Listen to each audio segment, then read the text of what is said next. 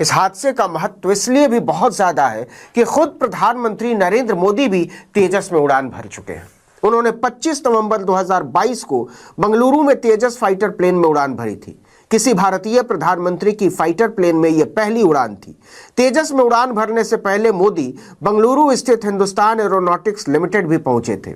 हादसे के बाद भारतीय वायुसेना ने लड़ाकू विमान क्रैश होने के कारणों की जांच के लिए कोर्ट ऑफ इंक्वायरी बैठा दी है। के एयर शो में जिस पर पूरी दुनिया की निगाहें थीं, वहां हमारा तेजस कैसे गिरा। हजारों लोगों के सामने भारतीय वायुसेना का फाइटर जेट तेजस हवा में कलाबाजियां खाता हुआ नीचे आ गिरा। गिरते हुए उसमें भयानक आग लग गई। कुछ देर तक वो घिसटता रहा और फिर खाक। इसे उड़ा रहे भारतीय वायुसेना के पायलट को निकलने तक का मौका नहीं मिला। इस हादसे में वो शहीद हो गया। यह सिर्फ एक लड़ाकू विमान का गिरना नहीं है, भारतीय रक्षा उद्योग की साख का गिरना है। नरेंद्र मोदी ने तेजस को रक्षा व्यापार का अहम हिस्सा बताते हुए कहा था कि यह विमान भारत की संभावनाओं को दर्शाता है। वो संभावनाएं क्रैश हो चुकी हैं क्योंकि तेजस किसी युद्ध में नहीं गिरा है, किसी विषम परिस्थिति में भी नहीं गिरा है। साफ और खुले आसमान से नीचे गिरा है तेजस, वो भी एक डेमो में यानी प्रदर्शनी में। भारतीय समय के अनुसार लगभग 3:30 बजे अल मक्तूम एयरपोर्ट पर तेजस डेमो फ्लाइट ने उड़ान भरी। देखिए, अभी ही एक बहुत दुखद खबर आई है कि हमारा एक लाइट कॉम्बैट एयरक्राफ्ट जो कि दुबई एयर शो में एरोबैटिक्स कर रहा था, वो क्रैश हो गया है। हमारा पायलट शहीद हो गया है। बहुत ही काबिल पायलट सिलेक्ट किए जाते हैं एयर शोज के लिए, the best of the best, creme de la creme. Light combat aircraft अपने आप में इसका जो एक्सीडेंट रिकॉर्ड है बहुत बेहतरीन है। पिछले साल तक तो एक भी एयर क्रैश नहीं हुआ था इतने साल की फ्लाइंग के बाद। एयर शो के अंदर तेजस का क्रैश होना भारत के लिए एक बहुत बड़ा सेटबैक है, भारत की एयरफोर्स के लिए सेटबैक है। एक किस्म से हमारी जो सस्टेनेबिलिटी और जो ख्याति है उसके ऊपर एक बहुत बड़ा धब्बा लगा है, क्योंकि करीब 20 महीने पहले मार्च महीने की बात थी जब जैसलमेर के अंदर एक ट्राई सर्विसेज एक्सरसाइज चल रही थी और प्रधानमंत्री मोदी के सामने तेजस क्रैश होता है। और अब दुबई एयर शो के अंदर, जो दुनिया का सबसे बड़ा एयर शो है, वहां पर तेजस क्रैश होता है। तो क्या तेजस दूसरा अमेरिकी 21 बन गया है? सवाल तो उठेंगे और उठने भी चाहिए कि क्या उसकी जो सिक्योरिटी है या सेफ्टी जो स्टैंडर्ड्स हैं वो कैसे हैं। अल्लाह की तरफ से अल्लाह ने देखो आज हमें भेजना था। नाज़रीन, ये तेजा गिर गया है। ब्रेकिंग न्यूज, ये तेजा जहाज इंडिया का ये फ्लाई कर रहा था और आते गिर गया, जिसका कल तेल गिर रहा था। कुछ बड़ा वीडियो बनाया ना, बना रहे हैं। नाज़रीन, ये तेजा जहाज जो कि अभी भी दुबई एयर शो में चल रहा था, ये देखिए इसकी, ये नीचे गिर गया। इस साइड में नहीं गिरा, शुक्र है, ये तो आकर भाई अब शहीद बच गए। वीडियो में दिख रहा है कि तेजस अपने डेमो रूटीन के दौरान सामान्य उड़ान भर रहा था, लेकिन अचानक उसकी ऊंचाई कम होने लगी और वो तेजी से नीचे गिरने लगा।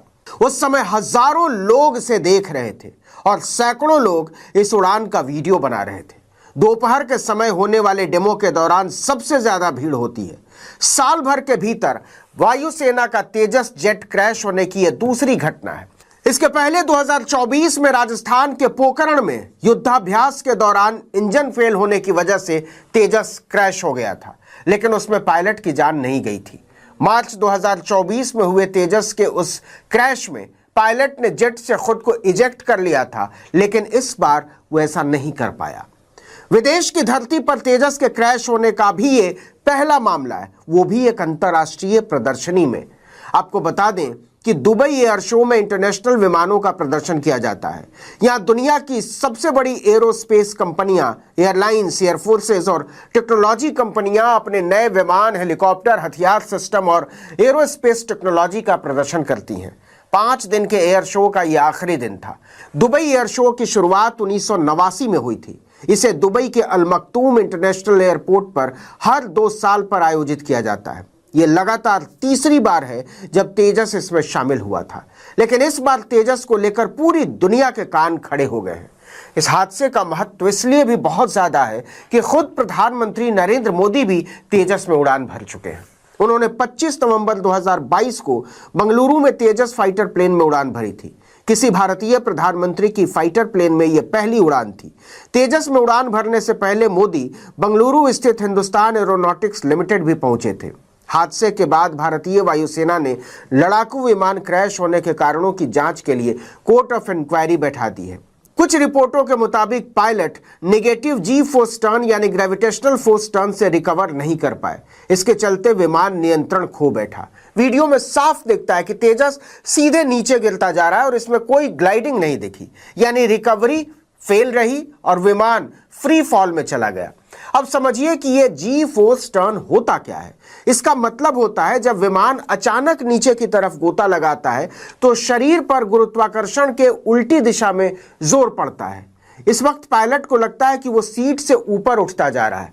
सिर की ओर खून का प्रवाह तेज होने लगता है, जिससे चक्कर और धुंधलापन आ सकता है। ऐसी स्थिति में कुछ सेकंड में विमान का कंट्रोल वापस हासिल करना मुश्किल हो जाता है। लेकिन दावे के साथ यह बात हरगिज नहीं कही जा सकती, क्योंकि विमान को उड़ाने वाला भारतीय वायुसेना का एक ट्रेंड पायलट था जो कठिन से कठिन परिस्थितियों के लिए तैयार किया जाता है। और दुबई एयर शो में तेजस की उड़ान को किसी भी तरह से कठिन परिस्थितियों की उड़ान नहीं कहा जा सकता।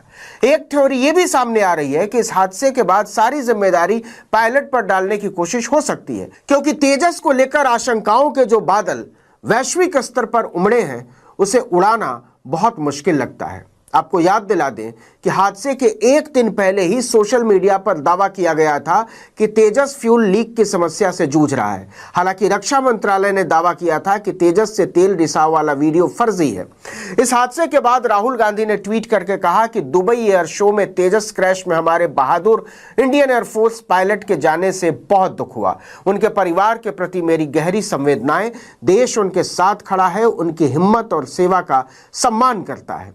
इस हादसे के बाद भारतीय रक्षा उद्योग शोक में डूब गया है। तेजस कई मायनों में मील का पत्थर था। सबसे बड़ी खासियत तो यही थी कि यह पहला लड़ाकू विमान है जिसमें 50% से ज्यादा कलपुर्जे यानी मशीनरी भारत में ही तैयार हुई है। दूसरे, इस विमान में इजराइल की सबसे मॉडर्न टेक्नोलॉजी से लैस ELM 2052 रडार सिस्टम लगाया गया है। इसमें अमेरिकी कंपनी का इंजन GEF 404 लगा हुआ है। तेजस एक साथ 10 लक्ष्यों को ट्रैक करके उन पर निशाना साधने में सक्षम है। तीसरी खूबी, तेजस में बेहद छोटी उड़ान पट्टी यानी केवल 460 मीटर के रनवे से टेक ऑफ करने की क्षमता है। और चौथी खूबी, तेजस भारत के बाकी चारों top fighter jet Sukhoi, Rafale, Mirage और MiG-29 की तुलना में सबसे हल्का है। तेजस का वजन सिर्फ 6500 किलो है। ऐसा तेजस अगर एक अंतर्राष्ट्रीय प्रदर्शनी के दौरान गिर जाता है तो इसके मायने बहुत बड़े हो जाते हैं। तेजस भारत की रक्षा क्षमताओं और मेक इन इंडिया अभिमान का प्रतीक है, भारत की आत्मनिर्भरता का प्रतीक है। इस दुर्घटना ने भारत की साख को नुकसान पहुंचाया है, खासकर अंतर्राष्ट्रीय खरीदारों के बीच। आपको बता दें कि दुबई एयर शो हथियारों का एक प्रमुख वैश्विक बाजार माना जाता है। दुनिया भर की सेनाएं और सरकारें यहां अपनी अपनी ज़रूरतों के हिसाब से विमानों की तकनीक, उनकी मारक क्षमताएं और कीमत का आकलन करने अपने अपने प्रतिनिधि भेजती हैं। तेजस को यहां गेम चेंजर के रूप में पेश किया गया था, लेकिन लाइव प्रदर्शन में क्रैश ने संभावित खरीदारों के मन में बहुत गहरे संदेह पैदा कर दिए, खासकर तब जब चीन J-10 जैसी मशीनें निर्यात कर रहा है। पाकिस्तान ने ऑपरेशन सिंदूर के दौरान राफेल से मुकाबला करने के लिए उसी का सहारा लिया था। कुछ विश्लेषकों का मानना है कि मनूवर के दौरान तेजस का इंजन या एवियोनिक्स फेलियर हो सकता है, लेकिन इससे इसकी क्षमताओं को लेकर उठे सवाल तत्काल खत्म नहीं होंगे। तेजस का इंजन बनाने वाली कंपनी GE ने जांच में सहयोग की पेशकश की है। पूरी दुनिया में इस क्रैश की व्यापक कवरेज हुई है। रॉयटर्स, अल जजीरा, न्यूयॉर्क टाइम्स और AFP जैसे मीडिया घरानों ने इसे भारत के आधुनिकीकरण प्रयासों को गंभीर झटका बताया है। देखना होगा कि जांच में क्या निकल कर आता है, लेकिन इसमें कोई संदेह नहीं है कि तेजस का दुबई में हजारों लोगों के सामने यूं लहराते हुए गिरना और फिर आग के गोले में तब्दील हो जाना भारतीय शक्तिबोध को करारा झटका है। अगर इसमें हमारी वायुसेना का एक बहादुर पायलट शहीद न होता तो दुख कुछ कम होता। फिर जाके जैसलमेर के ऊपर, राजस्थान के ऊपर एक एयर क्रैश हुआ और उसमें भी कोई लोग कह रहे हैं कि वो जहाज़ बच गया था, बट एयर क्रैश हुआ था और उसके बाद ये दूसरा एयर क्रैश है। याद रहे जहां आप इस तरह के एयर शोज़ में फ्लाइंग करते हैं आपको लो फ्लाइंग करनी पड़ती है और डेंजरस मनूवर्स करने पड़ते हैं to show off the capability of the aircraft, of the pilot and the aircraft. They go all out to impress because that is the aim of putting it there. और लो flying बड़ी unforgivable होती है। ज़रा सी भी चूक, ज़रा सी भी गलती, ज़रा सी भी टेक्निकल एरर, ज़रा सी भी टेक्निकल प्रॉब्लम और आपको रिकवरी का टाइम तो ज़ीरो होता है। मतलब पायलट कोई बचाव की कार्रवाई करे या इजेक्ट करना भी मुश्किल हो जाता है पायलट के लिए, और इस केस में तो वो बेचारा इजेक्ट भी नहीं कर पाया। तो क्या असली में हुआ, क्या प्रॉब्लम थी? टेक्निकल प्रॉब्लम थी, साबोटाज था, पायलट एरर थी, कुछ भी हम नहीं कह सकते इस वक्त विद श्योरिटी। हमको कोर्ट ऑफ इंक्वायरी का इंतज़ार करना होगा। बट कई लोग भारत में बड़े नाराज़ हैं और ये अटकलें लगाई जा रही हैं कि दुबई में जो हुआ वहाँ बहुत सारे पाकिस्तानी हैं। कल पाकिस्तानी मीडिया बड़ी अटकलें लगा रहा था अपने सोशल मीडिया में कि इसमें से ऑयल लीक हो रहा था, ये हो रहा था, फलाना ढिमकाना, बैड माउथिंग करने की कोशिश करते हैं, खासकर लाइट कॉम्बैट एयरक्राफ्ट तेजस को। क्यों? क्योंकि ये ठीक डायरेक्ट कंपटीशन में है JF-17 China Pakistan jointly build fighter. और यहाँ जे भी एयर शो पे हमारा LCA जाता है वो अपना JF-17 को विड्रॉ कर ले। काफ़ी ईर्ष्या है, काफ़ी जलन है और इसमें देखिए फिर बहुत सारे ये जो कॉरपोरेट इंटरेस्ट हैं वो भी इन्वॉल्व हो जाते हैं।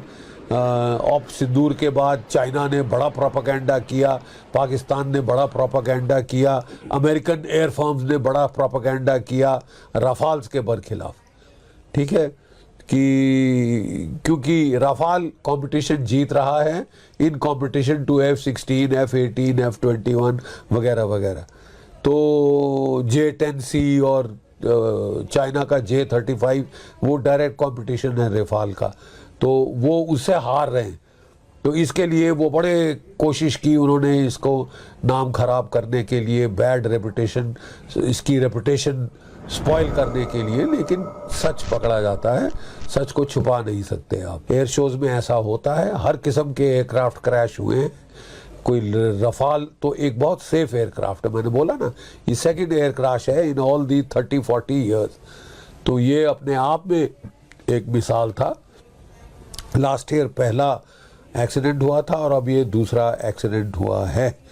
और जैसे मैंने बताया एयर शो में तो रफाल्स क्रैश हो चुके हैं, F-16 तो बहुत क्रैश हो चुके हैं, स्वीडिश जो जेट फाइटर्स हैं वो बड़े क्रैश हुए हैं, रशियन फाइटर्स क्रैश हुए हैं, दो आपस में भिड़ भी गए, अमेरिकन, रशियन, चाइनीज।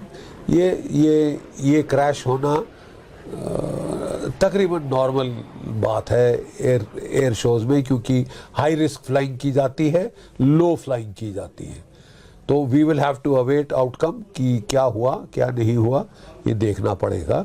जबकि कोर्ट ऑफ इंक्वायरी हो जाती है उसी के बाद स्पष्ट आएगा। लेकिन दुबई में लोग बड़े सस्पिशियस हैं। तो हुआ क्या है इसमें? जो सियाल साहब जो हमारे पायलट थे उनकी मौत हो गई। एक्सपर्ट्स कहते हैं कि बैरल रोल मैन्यूवर के दौरान जेट जो था जमीन के बहुत करीब हो गया और स्पीड कम होने से दोबारा ऊपर नहीं उठ सका, और यहां पर शायद इंजन फेलियर भी हो सकता है। जी हां, डेमोन्स्ट्रेशन फ्लाइट के दौरान तेजस दुबई एयर शो में क्रैश हुआ, उसका बैलेंस बिगड़ गया और वहां से फिर उसके जो पायलट साहब थे उनकी भी मौत हो गई। उनके पास इतना टाइम नहीं था कि वो इजेक्ट कर पाते। इन पायलट का सेफ्टी रिकॉर्ड लगभग परफेक्ट था, लेकिन वो इसके अंदर मारे गए हैं। सवाल ये उठता है कि तेजस क्रैश कैसे हो गया। अब एक्सपर्ट्स ने इस दुर्भाग्यपूर्ण जो LCA के आखिरी पलों को डीकोड कर लिया है और ये 20 महीनों के अंदर अंदर तेजस का दूसरा क्रैश है। 20 महीनों के अंदर अंदर तेजस का दूसरा क्रैश है। ये क्रैश उस दिन हुआ जब सरकार ने दुबई एयर शो में तेजस MK-1 फाइटर एयरक्राफ्ट में एक ऑयल लीक होने के वायरल दावों को खारिज किया था। एक PIB का फैक्ट चेक आया था, फोटोग्राफ बहुत चल रहे थे, वीडियो बहुत चल रहे थे कि तेजस की हालत खराब है, उसमें से ऑयल लीक हो रहा है। अब सवाल ही पैदा होता है कि फिर ऐसा क्या हुआ है। सरकार ने कहा कि ये गलत है, ये हमारा नाम बदनाम करने के लिए किया जा रहा है कि तेजस का ऑयल वगैरह लीक हो रहा है। अब बैरल रोल नाम का एक मैन्यूवर था उसके अंदर, जिसमें जेट पलटता है फिर ऊपर आता है, इसमें पूरा एक एक्सियल रोटेशन हो जाता है। अब मुसीबत ये कि इसमें पायलट को कुछ देर के लिए उल्टा होना पड़ता है, फिर पूरी तरह से पलट जाता है। तो तेजस एक लूप बनाना चाहता था और वो लूप बनाने में कामयाब नहीं हुआ, मैन्यूवर पूरा नहीं हो सका। जेट को शायद दोबारा ऊपर उठने की स्पीड जो चाहिए थी वो स्पीड भी नहीं थी और आखिरकार ये क्रैश हो गया। हालांकि इस बैरल रोल को बहुत मुश्किल नहीं माना जाता है, पर अल्टीमेटली जो भी है जैसा भी है, क्या कहा जा सकता है। अब रही बात कि पायलट साहब की, तो इसमें मौत हो गई है और ये दिल दहला देने वाली खबर है। हमने एक बहादुर पायलट को खो दिया, पर कहीं ना कहीं सवाल अब इस एयरक्राफ्ट के ऊपर तो उठ ही रहे हैं। और जहां हम इस बात की कोशिश कर रहे थे कि इस एयरक्राफ्ट बनेगा तो हो सकता है कोई इसके ग्राहक मिल जाए, लेकिन सामने क्रैश होते हुए एयरक्राफ्ट को देख के भला अब इस तेजस को कौन खरीदेगा। 20 महीने के अंदर अंदर 2 इंपॉर्टेंट शोज के दौरान, एक जैसलमेर के अंदर प्रधानमंत्री के सामने तेजस उड़ान के दौरान क्रैश होता है मार्च 2024 को, और 20 महीने के अंदर अंदर दुबई एयर शो में जब हजारों लोग इसको देख रहे हैं, ये तब क्रैश होता है। किसकी गलती है क्या है पता नहीं है, लेकिन तेजस क्रैश हो रहा है और ये सवालात बहुत सारे उठ कर आते हैं कि भाई क्या तेजस की क्वालिटी भी पुअर है, क्या तेजस एक दूसरा मिग 21 है।